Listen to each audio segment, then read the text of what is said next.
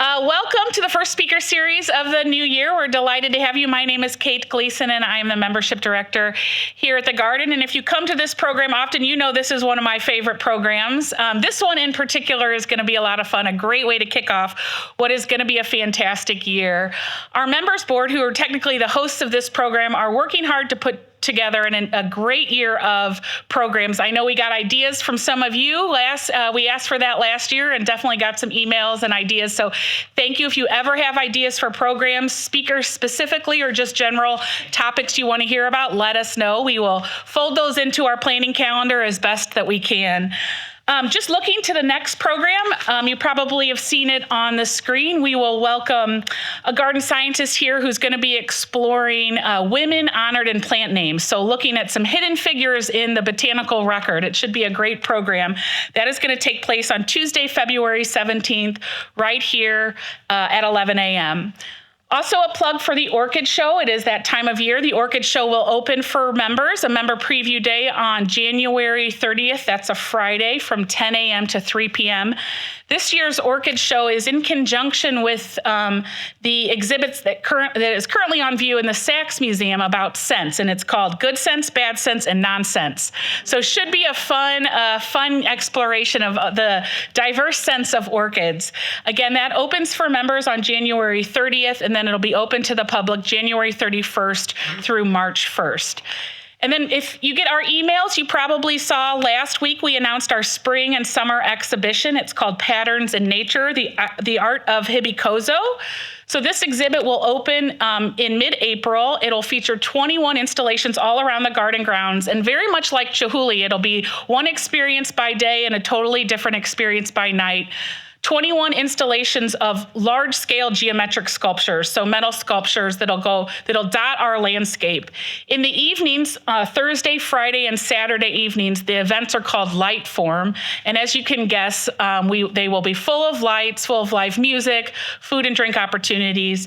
As a member, daytime admission, of course, to see the exhibit is included, but in the evenings, it is a separate ticket. Members receive $5 discount on tickets, but then our festival level members and above do get their 6 free tickets, just like you do for Garden Glow. Tickets for Light Form are now on sale, so if you're interested in getting your tickets now, although you can obviously wait till closer to it when it opens. That will all kick off with a member preview on April 10th. So you'll hear more about that from me and in the bulletin, which will come out in early February. Now it is my great pleasure to introduce a wonderful partner. Before we bring our fantastic speaker, I want to introduce one of our partners from Siteman Cancer Center at Barnes-Jewish Hospital and WashU Medicine. You may have seen on our slides for the past couple of years that Siteman Cancer Center has been a sponsor of the Member Speaker Series and has been a fantastic partner in doing that. So today we wanted to bring Rachel Cliff, who is their community outreach and partnership manager here today. She is going to tell you a little bit more about Siteman and then also introduce Madeline today. So Rachel?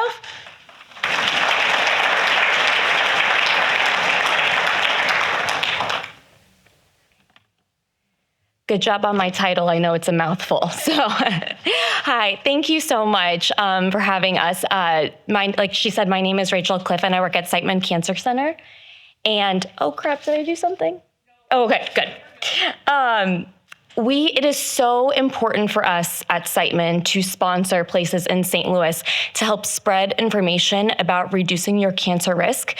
The healthiest person in the world can still get cancer, unfortunately, but there are so many things that you can do to reduce your risk, which our lovely speaker is going to talk about today. We align on so many things. So with that being said, one of the most important things that you can do is making sure that you're getting screened.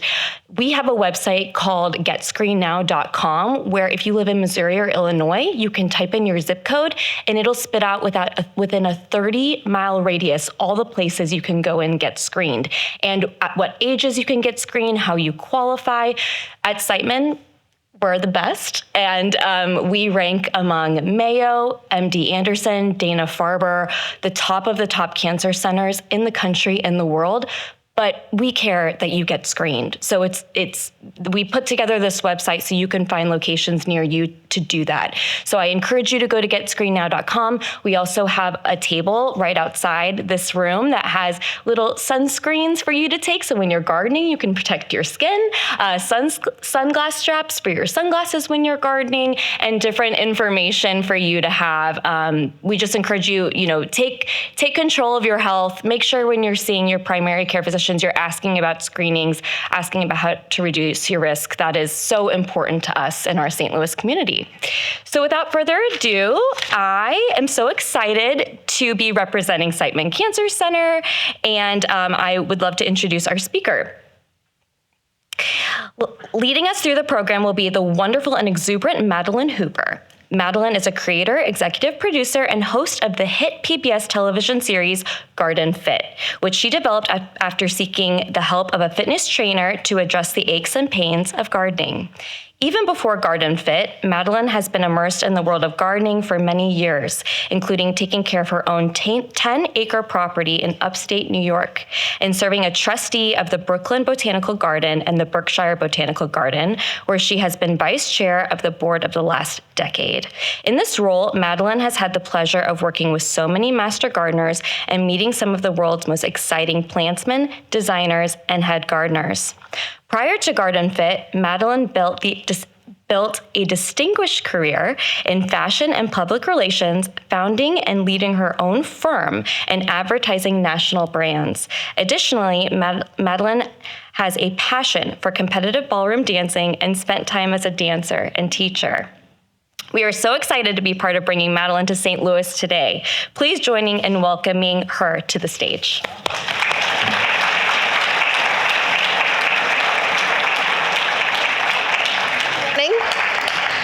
I'm so excited to see all of you here. How many are actually gardeners? Hands up. Great. Okay, so we're all in the same boat. So what I'd like to do today is sort of give you some insight in a way of changing how you garden completely and getting you to be garden fit. It's simple, it's easy. I'll make this very informative. I'll do questions, of course, at the end, but I'd like to take you through a little bit about how this happened, how I ended up with a television show, never being in any entertainment field whatsoever, and then really teach you some of the simple moves that will help you use your body correctly while you garden. So at the end, I'll even show you some things that you can do to renew your body as you're gardening. And then again, I'll open it for questions. So let me get my little slides ready. So we're all gonna get GardenFit together. It started because when my husband and I retired from working in New York, we had a house in Canaan, Connecticut, as they mentioned, and we started to garden because we loved it. My husband's here. He happens to be English, so gardens are definitely in his DNA, and we just kept gardening. And after a while, gardening several hours a day, I would find that the next day I would wake up and really my neck, because I have a tendency to do this, and especially when I'm bending over, pain all across the top of my back and headaches. And this went on and kept getting worse. And I finally thought, I have to speak to somebody. And we were having dinner with dear friends who were very keen gardeners. And he said, well, I had a shoulder replaced and I went to a trainer at the next town. Why don't you call this guy and see if he can help you? And within a month, I started to move my body differently. And really now, I honestly, at my age, can garden for 4 to 5 hours. I never wake up with Charlie horse. I just have learned how to manage the situation. So just to show you the garden slightly, because all gardeners love to see other people's gardeners, we have a lot of mixed borders, a lot of maintenance there. We have a rock ledge, and this rock ledge is 450 feet long and 30 feet high. We thought it was a mountain of dirt, and somebody from a rock garden society said, there's some beautiful rocks under there, and it turned out to be a whole ridge, and it took us just 15 years to clear it. And I don't know how much muscle power to get pea stone on top of the holes that we created in between the rocks to plant, and we just have, a lot of mountain plants, because you can't put little rock garden plants on a rock garden that has just boulders in it. But a lot of nature, as she does, all these plants come flying in, and it's just really an exciting place to be, but takes a lot of physical effort. We all appreciate water features in gardens because nature gives us so many sounds to enjoy, and of course water attracts a whole other area of creatures that can live in your garden. You have the symphony of frogs. This used to be our vegetable garden. But we are in an area where there were a lot of maples that are like 100 years old. And so as the maples got bigger, the result of planting vegetables there was not so productive.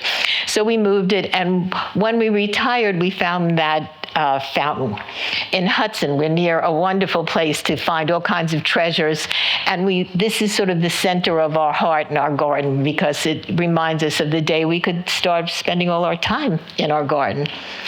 Here's a garden that I just wanted to show you. It's a stumpery. Does anybody have a stumpery? Aha, we have a stumpery there. Did you see stumperies in another garden before? I'm sorry. Have you seen stumperies in other gardens? I have sort of done some just visual research online on what to do with those stumps as, you had trees that came down, and we just planted them. in them. I must say, we saw them because of our role at the Berkshire Botanical Garden. We were always looking for speakers also. And somehow we got to meet and converse with the head gardener for then Prince Charles. And as you know, he's a very keen gardener. And in his garden, he has the most interesting stumpery. And we got a chance to go and visit her there. And of course, seeing other gardens in England. We've seen gardens pretty much all over a lot of the world. And I must say, there's not a better education than going to somebody else's garden. You see their heart and their passion and the plants that they love. And it's really just, I think, such a dynamic life experience. So we copied it. And this doesn't need much maintenance. The gardens I've showed you before really need a lot of maintenance, which requires a lot of repetitive, very active physical activity. And of course, the queen of maintenance is the vegetable garden. And fortunately, my husband likes to take care of the vegetable garden, but we have quite a variety. And I think as amateur gardeners, when we were so enthusiastic to start gardening, we didn't have the word maintenance in our vocabulary. And once we realized what it really took to keep all this up, that's when the idea of there's got to be a better way came along. So the problem is that, and I don't like to speak for other people, so tell me if I'm wrong, but we all go out and weed a garden until you lose the light because you want all the weeds out of it, right? We are so enthusiastic when we get new plants or divide plants about digging them in that it seems that the pleasure of gardening, the reward of gardening, is actually getting a lot of things done. And so that's the problem. We accept the pain. But there is a solution, because it's silly to have a hobby that is so special, that goes on and changes every day. It's not like hitting a hole in one. That's fabulous, I'm sure, if you're a golfer, but then you're done with that. You're never done with the pleasure and the rewards of gardening, because every day your garden looks different and there's something else to see. And of course, as the years go by, it becomes a phenomenal environment. So the solution really is to think quite differently about yourself. And so I'm going to ask you guys to go with me on this and just accept that you can take care of your garden, but you want to take care of your body while you're taking care of your garden. And just think about that for a moment, because a lot of times we go out and we have in mind that we're going to prune a tree, or we're going to fertilize this area, or whatever your chore is. You never really think, well, what am I going to do for my body while I'm doing that? We're just acting in a way, so much so that we use tools. So, of course, all of us have our favorite tools that help us dig or clip or cut or whatever. And part of understanding that you can take care of your body while you're gardening is because, guess what? Your body is your most important gardening tool. Nothing goes in the ground unless you push it in. Nothing gets cut unless you clip it. Everything that happens to make your garden healthy and beautiful, you're instigating. And so why not think about how you take care of that most important tool? So, to get right into doing that, you need to have the right awareness of where your body goes when you're doing these things. Like, how do you look when you get up and down from the ground? Where are your arms when you're clipping? Or everybody's laughing? Okay, well, we do have a simple, again, these are simple solutions. So we have just a few principles before we actually get into these activities. Posture, balance equals form. Now, we all know that posture is a big thing, and we all should have great posture. And as soon as somebody says posture, you sit up better in your chair, right? But I'd like everybody to just stand up for a minute, please, just right in front of your chair. And I'm going to go up here. So I bet most of us don't even try for good posture, just how your body naturally goes. Your head is a little bit forward, your shoulders are a little bit over, maybe your back is extended so you have this little swooping part. And that's normal. I mean, we're never going to change the way our bodies naturally go or grow. However, we have one big thought, excuse me. And the first thing that I want to share with you is discovering your inner tree. Now, I know this sounds like just a line, but it's an actual thing. So while you're all standing, I'm going to show you what I'd like you to try to do. Pretend that you're against a straight tree trunk. Just feel that behind you or a wall. I want you to put your head, the back of your head, against the tree.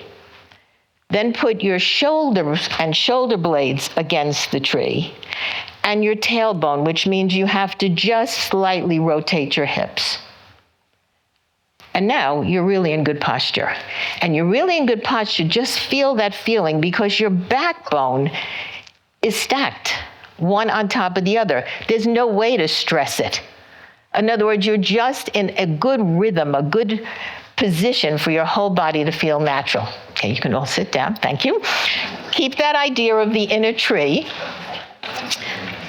And in our show, we did this. So Adam Schurston, that gentleman, is an amazing fitness trainer. And we each asked each gardener that we visited what bothers their body the most and how we should fix them.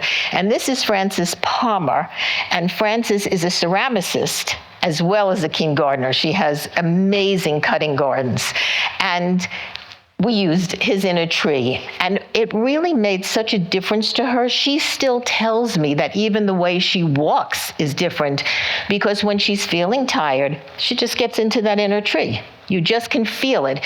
If you start practicing that, like even once a day at home, when you get up, you'll see that all of a sudden you'll have this understanding of a stacked position, which then I'll show you how you use that even when you're getting up and down from the ground. Balance is even easier. So what I'd like to suggest about balance is we all carry watering cans, right? Mm-hmm. Okay, but we carry them like this. So that's not as good as this. So you might think, okay, but that's much heavier because a can filled with water weighs a lot.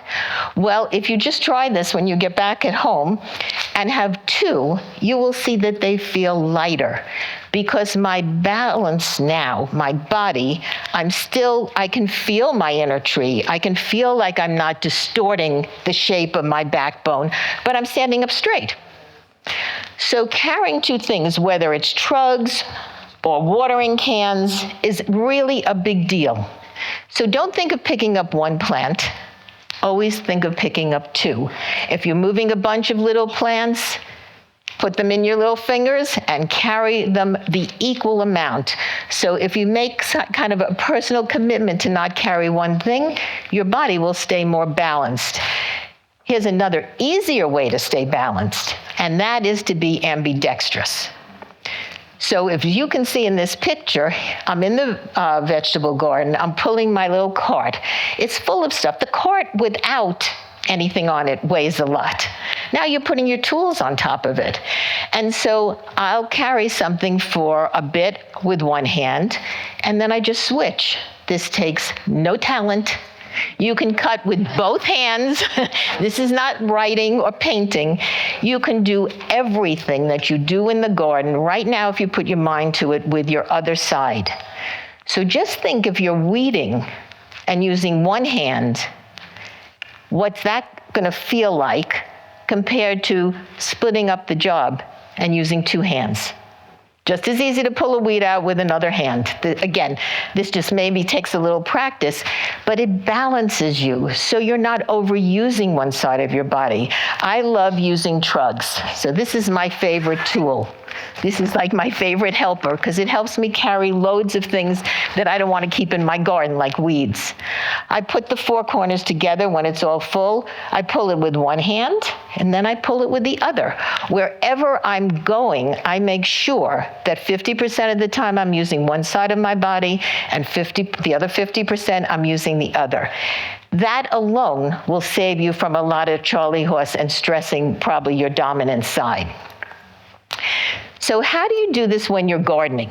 This all makes sense, but we're doing a lot of lifting and bending and getting up and down and digging and reaching high and clipping. How many times a day do you think you get up and down from the ground when you're gardening? Endless. How many times are you clipping? So the way to do that without stress and preventing anything terrible that could happen to you is by really thinking about how to do things. So could I have a volunteer? Is there anybody who'll come up here with me? Sure. Okay, come on. Who said sure? I did, but I thought somebody was going to back there. Oh. Come on up. Okay, so I want to show you something. Come on up here. Okay. So most people, I'm going to do it the wrong way, so you can do it the right way. Okay. Tell me your name. Logan. Logan. Say hi. Hello. So what I'm going to do is pick up this plant how I used to do it. How do I look? Bad. This is where form comes in. I don't want you to see me lifting up something like this. Everything looks terrible. I'd rather go into a different position. So you tell me if you're comfortable doing this. I'm going to slightly bend my knees. I'm going to put this out. My hips are out. My knees are slightly bent. And then I'm going to pick up this plant. Now I'm going to give it to you. Can you hold that? Yes. Okay, so together, no, you just hold the sides. Together, do you mind squatting down with me, keeping your back as flat as you can, and we're going to put it down. I got it. Quite a difference. Mm-hmm. Thank you for the opportunity. Thank you. So I want to do this again so you guys, now you might say, okay, squatting isn't that comfortable. I'm going to do a lot of squatting things, and this is the one thing that you're going to have to swallow hard and accept and learn how to do it. You don't have to go so far down, but if you keep your back like an inner tree, so your back is out of the equation of bending, you will find that your lower back won't hurt, your upper back won't hurt. And you really get into what I would call great posture if you're like this. Can everybody see me? Yes. So remember I said put your shoulders against the tree, put your back of your head against a tree. I keep that thought with whatever I'm doing, however far down I want to go. And so if I want to go down and pick this up, not only do I feel secure and balanced here, but I put it against my body because my body helps hold the weight. Mm-hmm. And then when I get to where I want to put it, so we're going to have it look pretty here, I go back into my squat, not hunching, keeping my body in the inner tree thought and putting it back down again. The only thing I want to show you that's different is not every plant is low. So sometimes you have to really keep your back very, very straight You can't bend over it. And so that requires even a deeper bend by your knees. But I promise that unless you have knee issues, and again, I'm not a fitness trainer, so I don't want to ask you to do things that might hurt you. As long as you start practicing this, you will see how quickly you can get into a better squat position, especially if you keep yourself in the inner tree. So you have to try it and see if you like it. But I think that it will really make such a difference of how you lift things. Now, one other thing about lifting. So you can see that I used to lift like this, bent over, especially if I was holding something that was heavy. I would allow it to pull me over, like a bag of soil, which weighs tons, as we all know. Instead, if you raise something, automatically my back is straight. Automatically I can feel my inner tree. I can put my shoulders back, and I also can hold it against my body easily as I move around. The other thing that happens is that the higher you can hold something, let's say against your middle, the more back muscle goes into it. So if you're bent over, you can't really get control of your back muscles. If you're here, all those strong muscles right in your back get activated. Your shoulder blades go down, and it's like a seesaw. You can equalize the weight that you're carrying in front of you by really using the muscles of your back to balance it out. I know it sounds like a lot, but I promise if you try this, and I'll give you a sheet of all these little moves when you leave, if you try it, you will find that all of a sudden you're using other parts of your body that are frankly stronger and more efficient to get around all the different tasks that you're doing. So think about that with lifting, and we'll go on really now to bending. Again, I like sort of splitting these up because this is a lot easier. So everybody stand for one more minute again. And now if you have room or, face a certain way, try to bend over as if you're clipping with your legs together. Just a little bit. Now come back up. Take whatever foot you like, put it in front of you, the direction you're going to be working, and now bend over. Little bit of a difference, right? I'm sorry? I'm going to show you that next. Okay, so this is if you're standing, but even if I'm in a bed, wherever I'm going to be working, in front of me, I always put one foot in the direction I'm going to be bending. You can bend your knees if you have to, whatever makes you comfortable then, because it depends on what you're gardening or what you're using. But if you just look at me again, because this is such a big difference. If I'm bending over like this, there's nothing holding up my upper torso. So all the wrong muscles are engaged. If I put one foot in the direction I'm bending, the weight of my upper, you can feel this now if you do it, your upper torso is held by that foot. Just bend. The more you bend and the more you put your hips behind you, the more ability you have to reach, let's say if you're clipping, deadheading or pruning or whatever. So again, it's a simple adjustment, but let's make a promise that we're not going to bend over without putting the foot in the direction you're going. And again, it will just relieve your muscles. Another thing that so you all can sit down, I'm sorry, I get everybody up. Another thing that I think is really interesting about this squat is in season 1, Jeff, my partner at that time who was doing all of the fitness part of GardenFit, came up with this thought, maybe if some of you have ever seen the show, called the armchair. And this is where you squat and you put the weight of your torso, unlike what we were talking about with putting one foot to hold up your upper body. You put your arms on your thigh. Now again, you can do this a little bit higher. You can do it like this, depending on your flexibility. But if you can get to this position, this is what I use to weed. unless I'm on the ground, which I'll show you that in a minute too. So what I find is if I'm here, I have one hand free.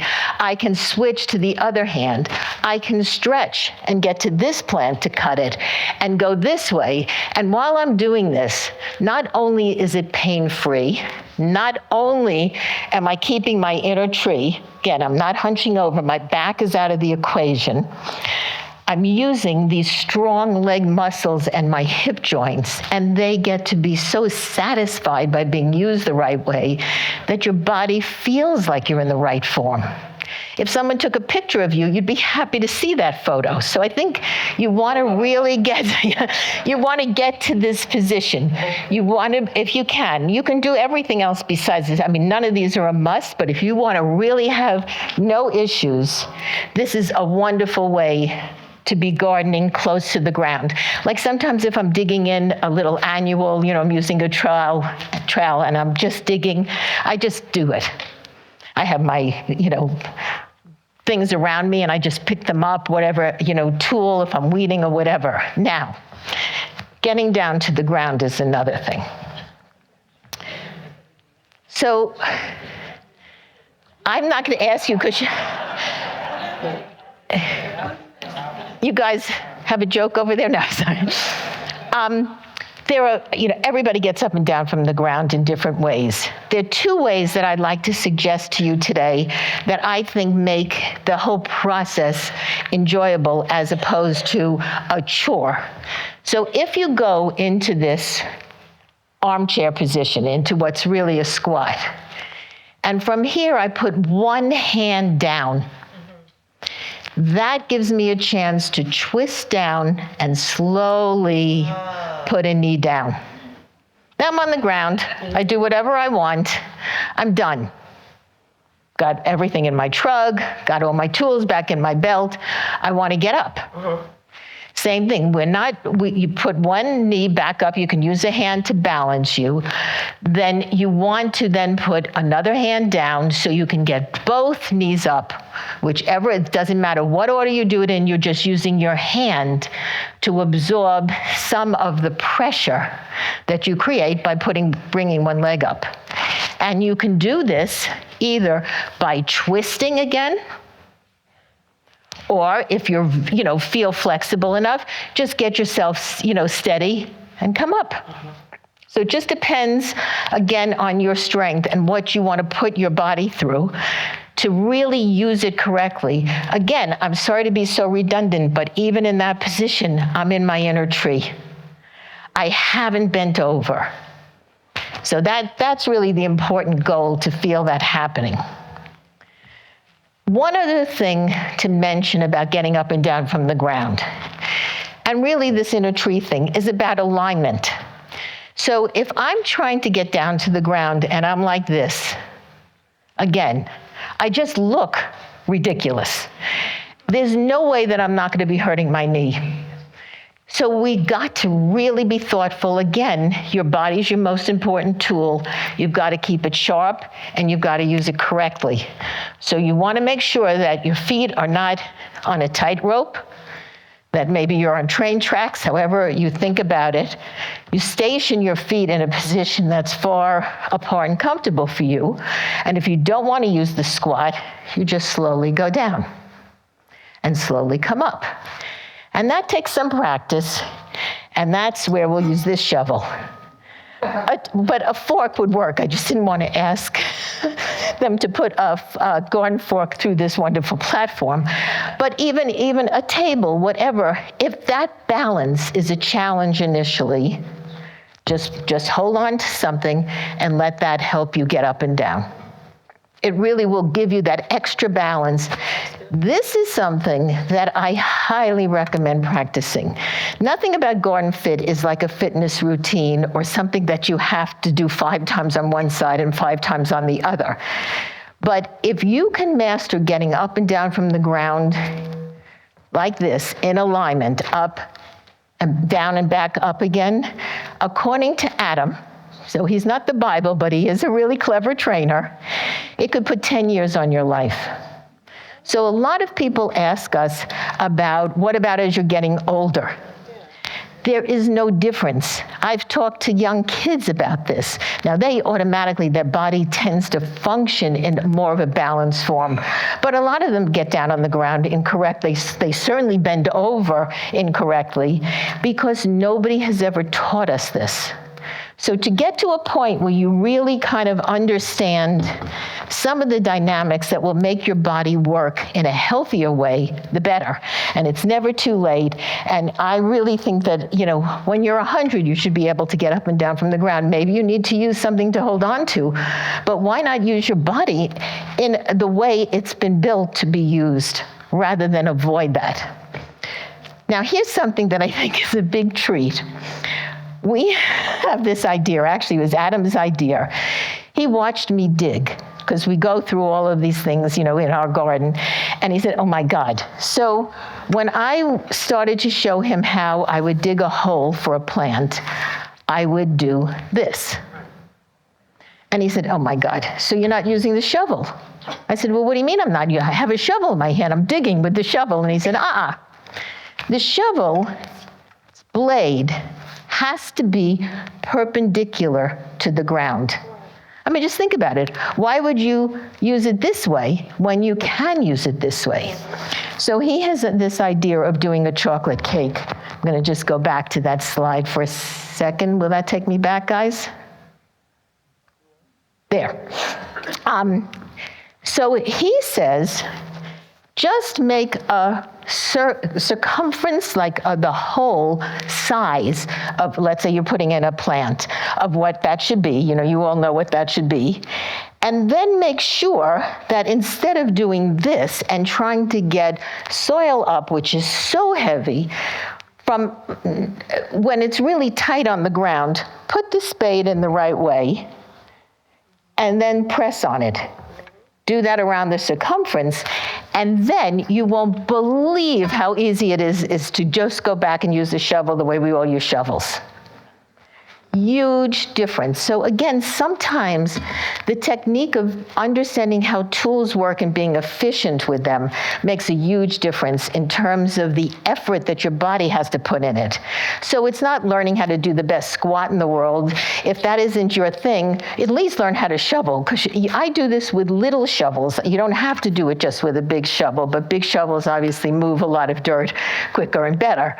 So however you're gardening, again, it's really important to understand the tools, starting with your body, that make the gardening work a lot better.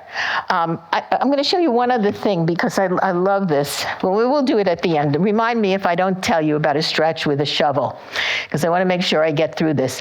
Here's one thing that is really critical. So here we are with Alice Waters. I don't know how many of you know about Alice. Yes, she's an amazing woman. I think changed the way America, if not the world, eats, and buys everything local. And she's a picker. She likes to pick her herbs on the ground. She likes to take things off her fruit trees every day when she's cooking. And what Adam said to her was, don't reach like this to try to get all the way up there if you're pruning. When you're reaching, you want to keep your inner tree. Okay, you won't get to some of the things maybe you could get to if you get out of form. Get a ladder, get someone tall. Everybody thinks I'm short because Adam's 6'5", and when they see us in person, they realize that I'm kind of average height. So get an Adam. Find a friend that's very tall, but don't distort your inner tree when you're gardening. So don't reach up like this. Reach up like this. Same thing, head back, shoulders back. Not only will you feel stronger actually cutting whatever you want to cut, you won't get what happened to me, which is really sore shoulders. So I think that's a really important aspect of pruning high. And when we were with Jose Alvarez, an artist, he did a lot of clipping. And it's really important, again, when you're clipping, to think about three things to keep the inner tree. So you want your chest high. You want to make sure that your shoulders are down, right? Just feel that your back muscles are engaged. And then instead of clipping like this, which I am sure if I had each and every one of you do this before I showed you this, would somehow have your elbows out. Put your elbows out like this, as if you're clipping. And now turn them down. What opens up? Your chest. Your shoulders are back automatically. Your wrists can adjust. They don't have to be in any special position, but this is what creates the roundness. This is what creates keeping the right form. It might not seem like a lot. It will totally change the way your muscles feel. And in fact, add the joy of your gardening, which is the whole point, as well as not hurting yourself. So one last thing that I love. So everybody who is brave enough to sit in the front row here gets one of these. There you go. We've already, okay. So if everybody thinks about how they use their clippers, I'm sorry, I'm a lefty, so if I look a little odd. Okay, so most people clip like this. This part of the clipper, I'll do with my right hand, is in the crook between your thumb and your hand, and your fingers are clipping the other way. Okay, now we're going to suggest never to do that. That is not a balanced position. You're overlooking and overusing, you're overusing your thumb joint. So why don't you just put the clippers in the middle of your palm? Please, front row people, try that so you can be testimonials. And just get it comfortable so that you're only using the fingers to press. This will help your wrists, your elbows, your entire arm will feel better. You're using less muscles and you're using stronger muscles. Is that feeling better? Do you find a difference in that? This takes a minute, like anything, to practice. Share it with people, but what a difference. So I'm no longer clipping like that. I'm just clipping, sorry, I'm hard to do with this, with just my fingers. So I love that. That was a big treat to learn how to clip in a. It's not relaxed. Your thumb relaxed. It's not engaged. It's just not engaged. It's relaxed. But I tend to put the clippers closer to the middle of my palm as I got used to the feel. Because, I mean, we've all been clipping quite a lot. So it takes a minute to change your position. But again, if you think about it, it makes sense. And when you do it, it really saves your arm and your wrist. And of course, your hand, which can really hurt if you're clipping a lot. So these are a bunch of positions and things that you guys can, in your own time, learn to practice. And again, I'm not selling anything, but on our socials, you'll have that on a sheet. I go over doing this over and over again till you're sick of seeing it. So if you need to, have a little catch up, that's fine. But now I'd like to talk to you, I think I just have a few more minutes before questions, and I'd like to talk to you about how to renew your body. Yeah. So people say, what do you do to warm up? And I just say, I run out to garden. I can't wait to get the shovel in my hand. I'm not doing warm-ups. But it actually does make sense to renew and restore your body in between tasks. So I'm going to go through a whole bunch of them as it relates to digging and weeding and pruning, et cetera. And I'll show you some things that you can do, because I'm going to suggest, I think, an important point here, which is we cannot go out anymore, I'm sorry to be the one to tell you this, and weed an entire bed and think we're not going to have pain. That just won't work.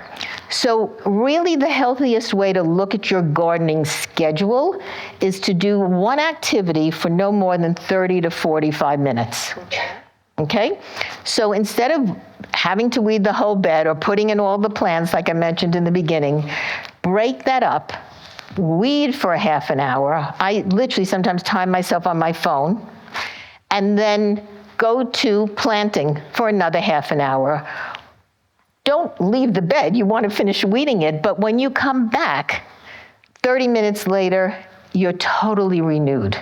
your body feels so much better. So management of time is a big deal when it comes to how well you can achieve what you want to do with maximum energy, maximum efficiency, and again, not overtax your body. When I walk out to my shed where all the tools are, this is what I do. I put my hands behind my back and walk out like that. I have nothing in my hand. My cell phone's in my pocket. I have my holster on. I have all my clippers and everything that I keep by the house. And so my hands are purposely free. And I literally walk out like this. What position am I in? The inner tree. I'm already stacked up, ready to use this tool. So I do that sometimes when I'm walking back home, in between things. I just love that feeling of opening up my body like that. Another thing, which is what I mentioned with the clippers, we were at a flower farm. They only have 40 acres of flowers. Think they have clipping issues? Not to mention seeding and all of that. So again, if you all can stand up one more time and just turn to your right so you don't kill your neighbor. If you all would then raise your arms and point your elbows down, palms up. Get your shoulders down and see what that feels like. It's a really relaxing position. You can breathe better. You just feel open. Okay, so now I'm not going to ask you to do this turning so you can face me. So once you have achieved this position, which everybody can do, you just twist in that position, looking behind you with each one. Just go as far as it's comfortable for you. Your waist gets smaller, ladies. But besides that, you actually are re-establishing all the joints from your torso that you've been using. So bending over and weeding or planting or whatever, or digging, really becomes the antidote to that, if you will. So of course, I'm sure a lot of you people have been to fitness trainers or you do certain, exercises or sports where you go in the opposite direction and you can reset those muscles. So here's the perfect example of that. You've bent over a lot in the right position. Even if you're in the GardenFit position, when I get up, I put my hands on the top of my thighs and just bend back for a minute.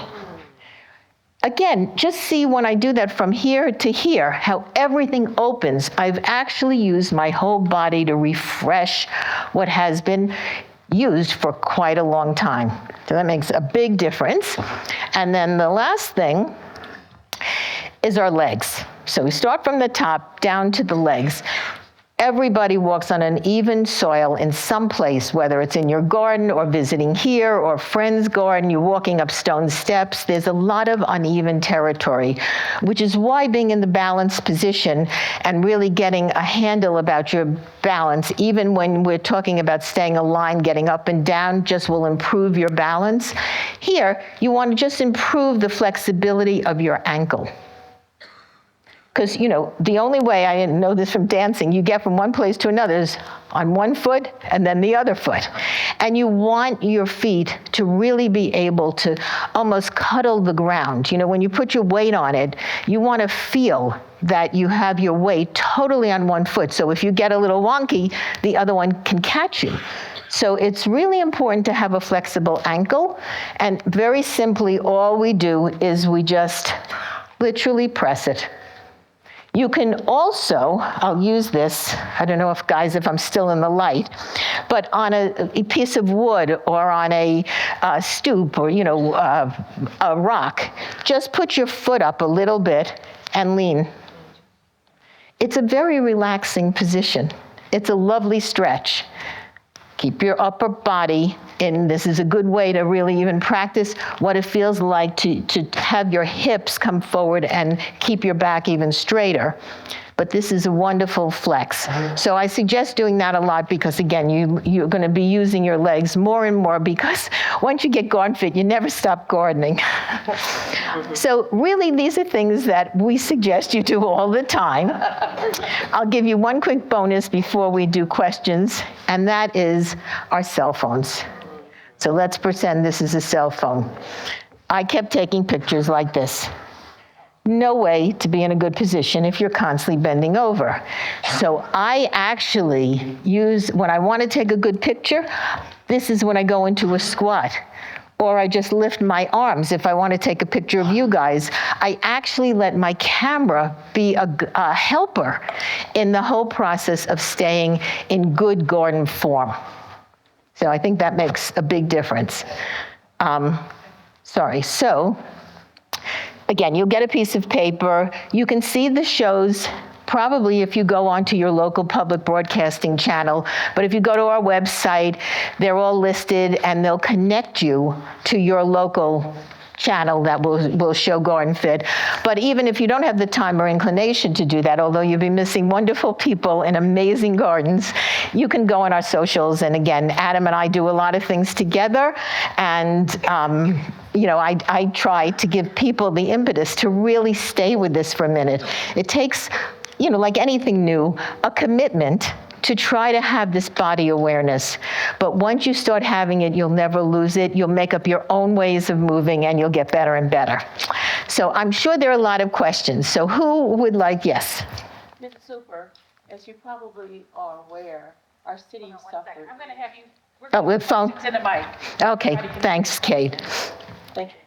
Mrs. Hooper, as you probably are aware, our city suffered an EF3 tornado. Right. And as I was watching the stumping, you called it, I've been wondering how to reimagine those spaces within our city. Would you consider partnering or partnering with our city and showing us how we can take these stumps that are all throughout our city on major streets, Linda, Wow. and in parks, 3,000 trees were lost in Forest Park, and reimagining it with planting around them? What Wow. can we do? That's such a great idea. I think Kate should answer that. She can start the stump library. She has not been on a tour yet of the garden, but I think you all know we have a stumpery. So I think, to your question, I don't have a great answer right now, but I do think that's something, Great. Talking to our horticulture team about building a stumpery. Our former president, everybody remembers, Dr. Weiss Jackson, is a big fan of the stumpery. That is why it is here. But I think there are definitely some resources through the Kemper Center and through our own hort staff. So we should talk afterwards for sure. Yeah, great question. Yeah, great. All right. I'll go right here. Hi. So your talk is really good timing this afternoon. I'm planning on trimming back my asters. I have about 50 of them. Oh. So what step do you do? Do you squat and do them all and then go and pick up, or do you do one plant at a time? Well, I tend to do one plant at a time. I mean, these asters are in pots or they're in the ground? Right. And they're the ground. So I would tend to start at one area and either get down on the ground so you're working level, as opposed to having to bend. I keep my trug next to me, a tarp next to me, because once the trug is full, everything goes in the tarp, and I keep working along a bed or an area. But I think that's really where your body is most comfortable is probably the best answer to that, as long as you can keep yourself in good form, in what I call GardenFit form. So whatever's comfortable for you. I would not get up and down. I'd either be in a squat position and you move over and keep doing it because that proximity works, or get down on the ground and just inch your way over. There's one thing I should add about tools, and that is, because you made me think about this, knees are not made to be on the ground. Mm-hmm. That's why knee pads are critical. So I always take one with me wherever I'm in the garden, except on the rock ledge, and really move it along. So if you're going to go on the ground, I would add to your comfort with that tool. In regards to lifting and carrying pots or other items, I know you were advocating holding it close to your torso.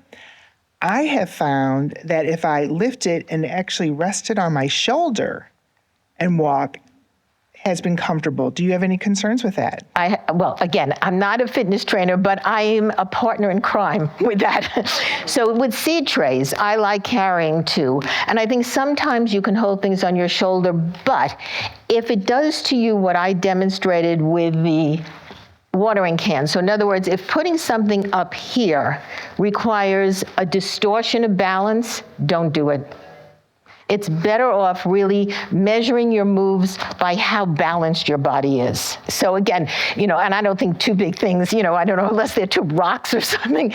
The idea of two will really save you. So one side might not be ideal. That would be my guess. I had a question about pulling weeds. Pulling weeds? Spent all day yesterday. So you mean, how do you pull weeds? Well, just what is the best position? Like I had ivy that is really tough. I had ivy that was really tough to pull. Right. Okay. So when things are really tough to pull, it's easier if you're in the squat position because one hand on one thigh gives you more leverage, believe it or not. But when I have really a lot of weeds or weeds that are hard to get out, I get on the ground. I use my hurry or whatever your favorite I happen to like that tool, but whatever is your best tool, really, I've learned the hard way. If you don't get all the roots out, it's twice the work. So whatever gives you the leverage, and especially with something, you probably need a shovel even to get the ivy out. All right, so I would either stand to loosen it, a little bit like the chocolate cake, get the soil around whatever you're working on, cut down by a big shovel, and then get down on the ground. It'll come up twice as easy, and you'll get more root with that.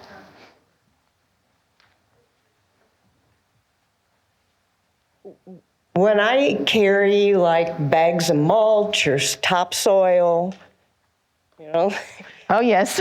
I do the squat, but I put my arms around it and it'll flip over, or I just stand it. Is that a proper, it seems to be easier in front of me and centered? Yeah, I think having that bag fold over you in front of you, I could see how that relieves the weight of it.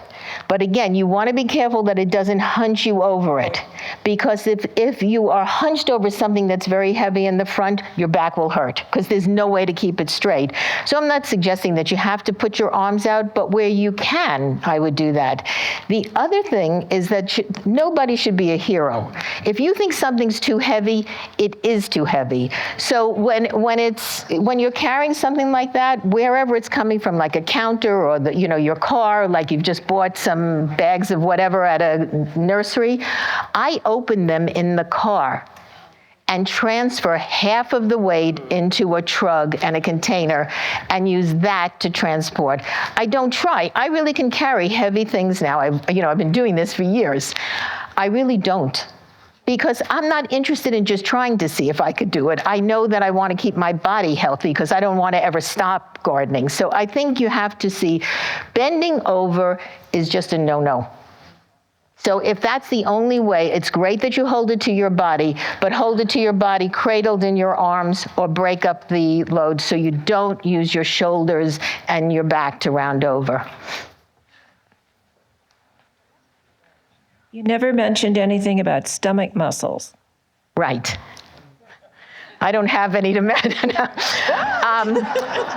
Stomach muscles. If you're in the right pelvic tilt, that only happens with your stomach muscles. But again, my stomach gets strong because I'm standing correctly. Your stomach gets weak because you're doing this and your stomach sticks out. So I am sure there are exercises, so I'm not saying that's the full answer, but I don't want people to think they have to have strong parts of their body to do this. This is just, again, being body aware to create the form of your body so it's your best tool. But it is certainly easier to do anything if you keep your stomach muscle strong. And that requires a lot of other activities or specific activities, And again, you can do whatever you want when you're in the garden looking at your plants and thinking, gee, am I going to water now? So it's not that I'm saying not to do that, but it isn't really part of what we teach in this initial phase of just getting used to being garden fit. My question is, what's your technique for applying mulch to a garden? It requires a lot of lifting, bending, spreading. That's a great twisting, question, right. shoveling. You know, everything. Applying mulch is a big deal. So again, wherever you get your mulch, whether it's bags, like again, if I buy mulch in a bag, I cut it at the trunk of my car and put it in the wheelbarrow. I mean, what do you transport your mulch in? Do you have some? Usually it's bulk, where we have a big pile of mulch that we're Okay. shoveling into a wheelbarrow and then Exactly. having to apply it. So Right, that's even better. So you shovel mulch into a wheelbarrow. You've got, with that, you just have to use your arms and try to keep your upper body straight as you are obviously twisting and shoveling. The other thing about a wheelbarrow is when it's full, I don't know how many of you have tipped over wheelbarrows? Yeah. So 3-point turn, just as a little other thing, you pull it back to go another direction. Do not do this. That is a disaster.